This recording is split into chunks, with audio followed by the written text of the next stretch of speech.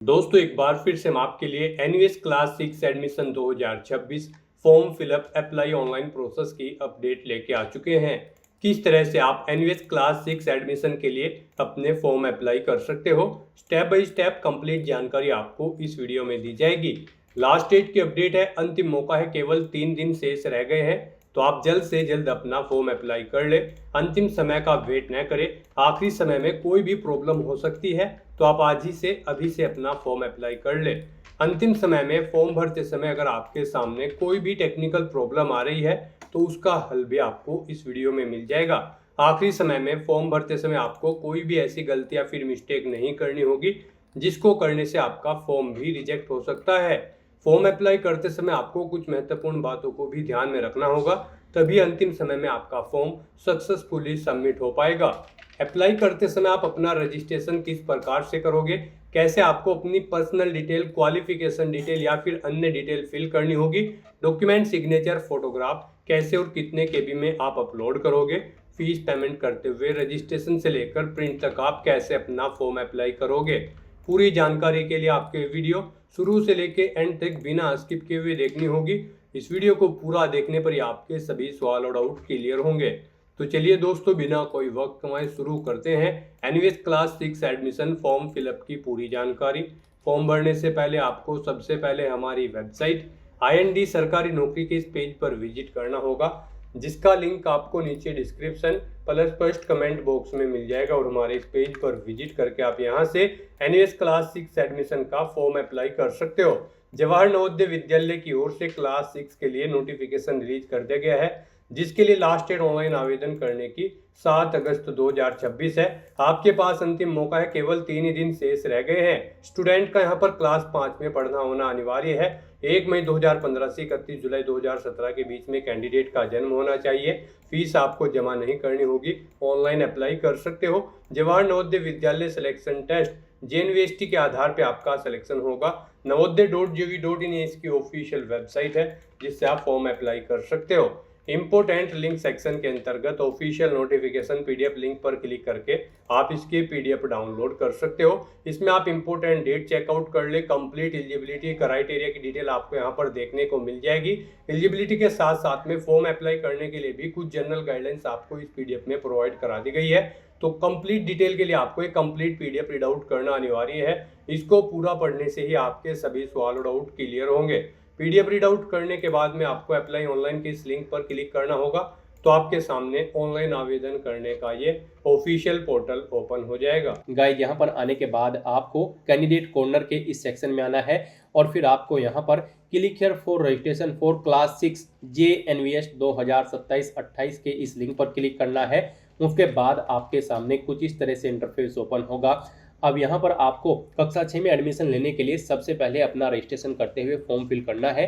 यहाँ पर आपको कुछ जनरल इंस्ट्रक्शंस दिए गई हैं। फॉर्म फिल करने से पहले आपको इन्हें केयरफुली रीड आउट कर लेना है और यहाँ पर साथ ही साथ आपको अनिवार्य पात्रता की घोषणा के लिए भी कुछ इंस्ट्रक्शन दिए गए हैं। आपको इन्हें भी ध्यानपूर्वक पढ़ना है और फिर अपना फॉर्म फिल करना है। यहाँ पर अभ्यर्थी ने पिछले किसी भी वर्ष सत्र में JNVST परीक्षा में भाग नहीं लिया हो तो वह अप्लाई कर सकते हैं। यहाँ पर कक्षा 5 से प्रोन्नत होकर 31 जुलाई 2026 को या उससे पहले किसी मान्यता प्राप्त स्कूल में कक्षा 5 में विधिवत रूप से प्रवेशित हुआ है, वो कैंडिडेट अप्लाई कर सकते हैं। और यहाँ पर अभ्यर्थी केवल अपने निवास जिले के लिए आवेदन कर रहा है और कक्षा 5 की पढ़ाई या तो उसी जिले से या फिर 10 किलोमीटर की दूरी के दायरे में किसी पड़ोसी जिले में स्थित मान्यता प्राप्त विद्यालय से कर रहा हो तो ही यहाँ पर एलिजिबल होगा, अप्लाई कर पाएगा। अभ्यर्थी एक भारतीय नागरिक हो, माता पिता या फिर अभ्यर्थी ने JNVST 2027 की आधिकारिक विवरणी का प्रोस्पेक्टस को ध्यानपूर्वक पढ़ लिया है और उसकी शर्तों से आप सहमत हैं, यानी कि आपको ये ऑफिशियल नोटिफिकेशन पढ़ना अनिवार्य है, तभी आप यहाँ पर अप्लाई कर पाएंगे सही तरीके से। और आपके पास एक वैध आधार नंबर होना चाहिए या फिर किसी सक्षम सरकारी पदाधिकारी द्वारा जारी किया गया आपके माता पिता का एक वैध निवास प्रमाण पत्र यहाँ पर होना चाहिए। तो इन डिटेल्स को रीड आउट करने के बाद आपको अपना फॉर्म अप्लाई करना है। यहाँ पर अब आपसे पूछा गया है कि आपने जो ऑफिशियल नोटिफिकेशन है इसे आपने केयरफुली रीड आउट कर लिया है प्रोस्पेक्टस को, तो यहाँ पर आपको येस ऑप्शन सेलेक्ट करना है। फिर यहाँ पर आपसे पूछा गया है कि क्या आपके पास आधार नंबर है, अगर है तो आप येस करेंगे और यहाँ पर अपना आधार नंबर एंटर करने के बाद सबमिट के ऑप्शन पर क्लिक करेंगे। और जिन कैंडिडेट के पास आधार नंबर नहीं है तो वो यहाँ पर नो ऑप्शन सेलेक्ट करेंगे और फिर यहाँ पर उनको अपना या फिर अपने अभिभावक का डोमिसाइल सर्टिफिकेट अपलोड करना होगा, निवास प्रमाण पत्र अपलोड करना होगा। यहाँ पर उसका साइज 50 से 300 KB के बीच में होना चाहिए। जेपीजी या फिर जेपीईजी फॉर्मेट में आपका ये सर्टिफिकेट या फिर डॉक्यूमेंट होना चाहिए। उसके लिए आपको चूज फाइल के ऑप्शन पर क्लिक करना है, फाइल को सेलेक्ट कर लेना है और यहाँ पर अपना या फिर अपने माता पिता का डोमिसाइल सर्टिफिकेट अपलोड कर देना है। और उसके बाद गाइज फिर आपको यहाँ पर सबमिट के इस ऑप्शन पर क्लिक करना है। आधार नंबर ऑप्शन अगर आप सिलेक्ट करते हैं तो फिर यहाँ पर आपको अपना आधार ऑथेंटिकेशन करना होगा आपके रजिस्टर्ड मोबाइल नंबर पर जिससे आपका आधार लिंक है। एक OTP आया होगा, वो OTP आपको यहाँ पर एंटर करना है और उसके बाद आपको सबमिट के ऑप्शन पर क्लिक करना है। फिर यहाँ पर आपको अपना फॉर्म फिल करना है। और गाइज अगर आप यहाँ पर डोमिसाइल ऑप्शन सेलेक्ट करते हैं तो फिर डायरेक्टली यहाँ पर आपका फॉर्म स्टार्ट हो जाएगा। अब यहाँ पर आपको अपना फॉर्म अप्लाई करना है अपनी बेसिक इन्फॉर्मेशन देते हुए। सबसे पहले यहाँ पर कैंडिडेट का नाम एंटर करना है, बच्चे का नाम जो यहाँ पर एडमिशन लेने जा रहा है, फिर उसके फादर का नाम एंटर करना है, उसकी मदर का नाम एंटर करना है। उसके बाद उसका जेंडर सेलेक्ट कर लेना है, मेल फीमेल या फिर ट्रांसजेंडर। फिर यहाँ पर बच्चे की जन्म तिथि सेलेक्ट कर लेनी है। उस अपना मोबाइल नंबर यहाँ पर आपको एंटर करना है, इसमें बच्चे के माता पिता या फिर अभिभावक का मोबाइल नंबर एंटर करना होगा।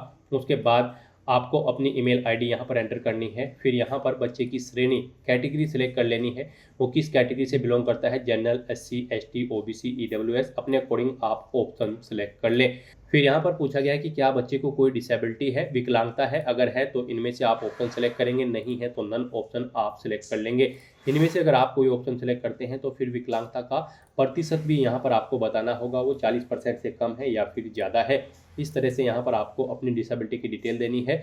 फिर यहाँ पर बच्चे का एड्रेस यहाँ पर एंटर करना है, उसके बाद पिन कोड एंटर करना है एड्रेस के साथ। यहाँ पर एड्रेस में बच्चे के माता पिता या अभिभावक का एड्रेस एंटर होगा।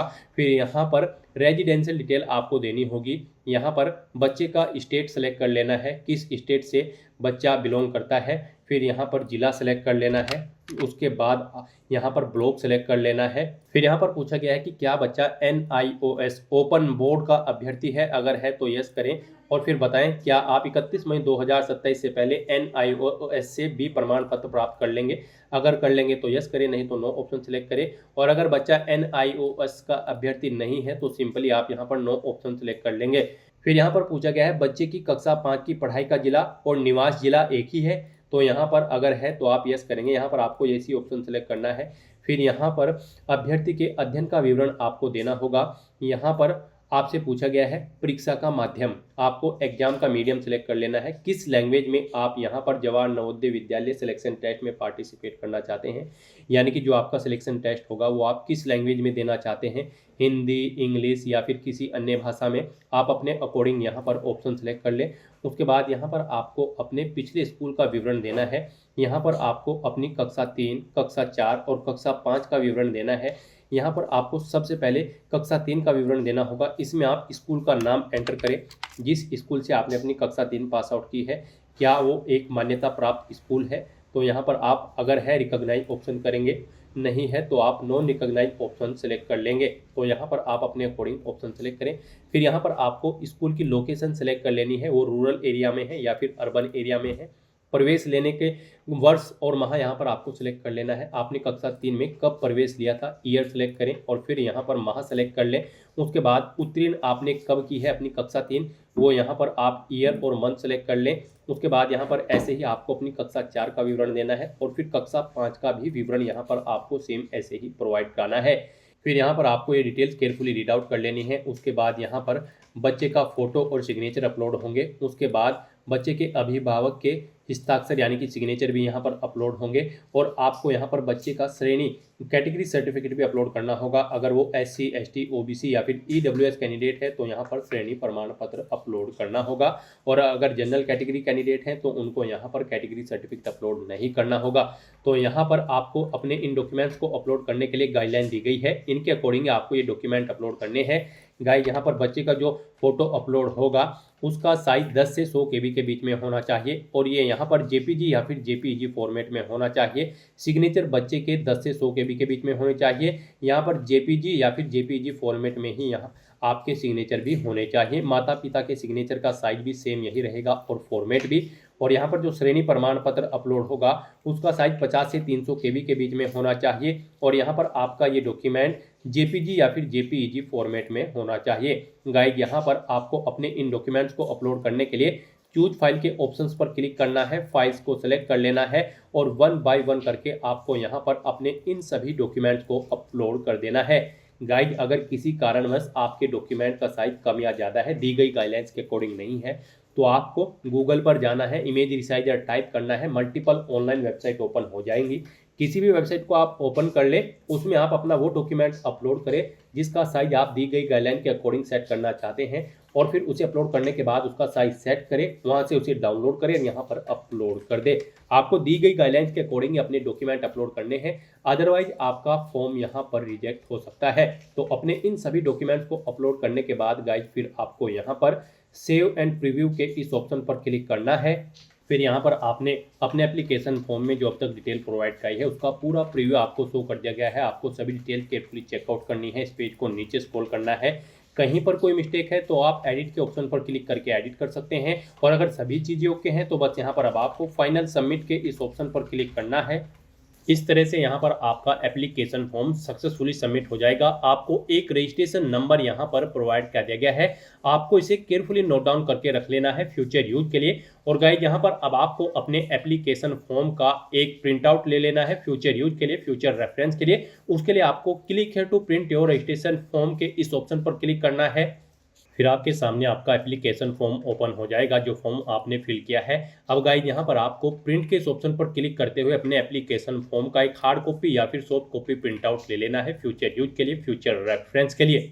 तो दोस्तों ऐसे आप जवाहर नवोदय विद्यालय क्लास 6 सेशन 2027-28 में एडमिशन लेने के लिए अपना फॉर्म अप्लाई कर सकते हो बिना कोई मिस्टेक किए हुए।